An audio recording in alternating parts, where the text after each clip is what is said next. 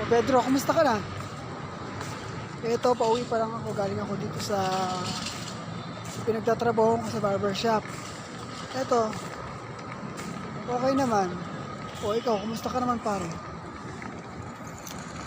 Medyo okay naman din ako. Naseno, Nas, kumusta naman yung pinasukan mo ngayon na bago? Eto nga pare, Pedro, medyo okay naman siya. Libre yung pagkain, tsaka stay in siya. Tapos, malakas naman yung kita ngayon, tama naman. At tsaka, naka-wifi naman dito, free wifi. Tapos, mabait yung amo ko. Tapos, marami rin customer, kaya bali 60-40 lang siguro yung laban namin.